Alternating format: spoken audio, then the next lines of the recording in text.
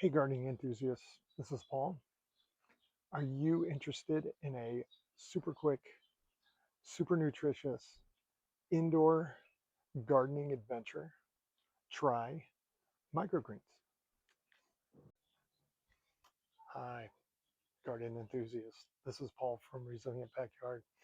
If you like content like this and are interested in other topics, come check out my YouTube channel.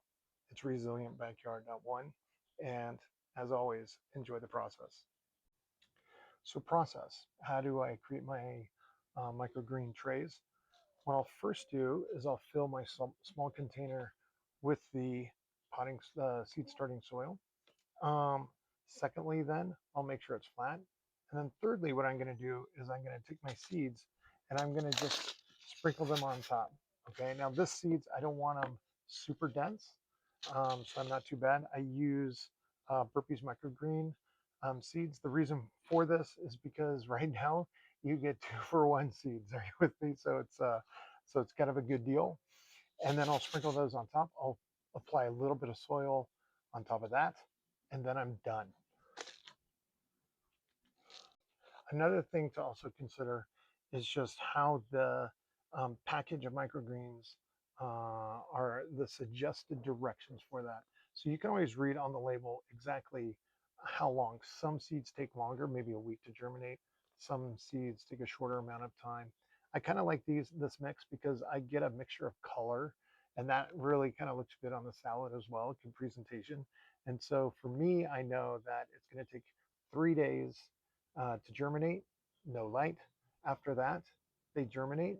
I uncover, I give it light, and then for the next week and about a week and a half, we're going to be giving it light. I do need to keep it moist during that period of time, and so that's why I'll have my spray bottle spraying that and keeping that moist. The peat in the soil mix will should keep those seeds nice and hydrated.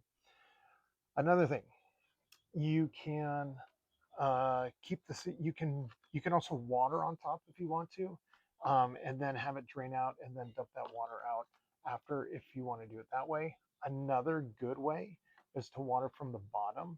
So what I do is I check the weight of my tray, and if my tray is light, I'm going to then put it into another tray where I water and it allows that water to wick up through the bottom of the tray. Watering watering is really only you we only need to spray it with water with maybe a spray bottle, put some water in there, and then you spray it on top just to keep them moist. But I have a little trick that I like to do in the beginning that helps keep those seeds moist and then those seedlings moist after we uncover it in about 3 days.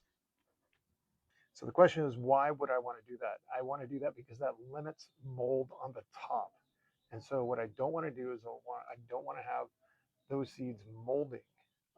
And remember too, this has a heat mat, and it's going to be at about 80 degrees. And so that also kind of stimulates that mold growth. So what you can do is wick it from the bottom, and then therefore I don't get any mold on top.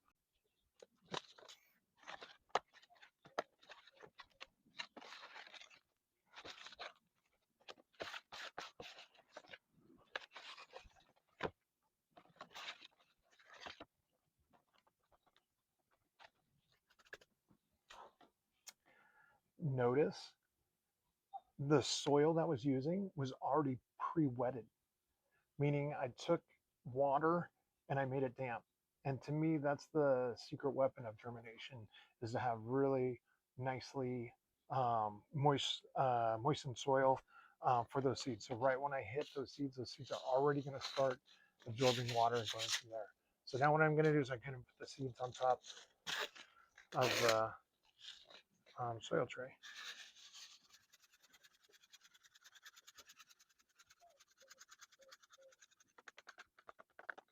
I did that just so that way I can put them evenly on there. That's all I'm looking for. Notice too, my soil line is below my tray.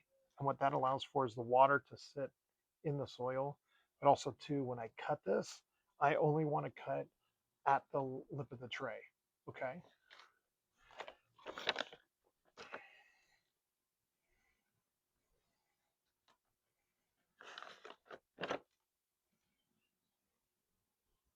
I'm really only dusting it, and literally ready to go for 3 days. Another thing that we want to do is talk about timing. There's a 1 to 3 day germination phase, and during that germination phase, we want no light. And what that a lot of seeds need germination underneath the soil line, and so that's what we're trying to establish. And you can peek. There's no, you know what I mean. You can check it out. Don't worry about that. It's not going to mess anything out. If you want to check it every day, check it every day. It's fun. Seeds growing, seeds starting to grow. It's always amazing. Um, but secondly, after that germination phase, after they've germinated, we want to douse it with light. So then what we want to do is we want to uncover it. And so when we uncover it, that allows that light to be on there. Now you can put this in a windowsill. You can put this, some people put them underneath a plastic top if they want to. Some of them have a grow light. All of these are fine examples, and they'll work for you. So you can try what kind of works. Um, Lastly, you want to think about some of the seeds. So maturity wise, when I get my first true leaves, we'll get them probably within a week. And then what we want to do is we want to make sure that they have about a week of growth from that standpoint, and then they're ready.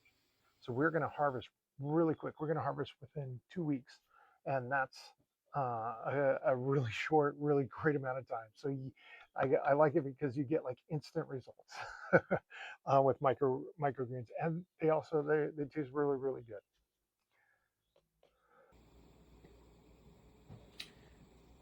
Here's the microgreens sprouted. You can see that most of the seeds have sprouted, not all of them, but a good amount. And we're going to now dose them with some light and then get them growing.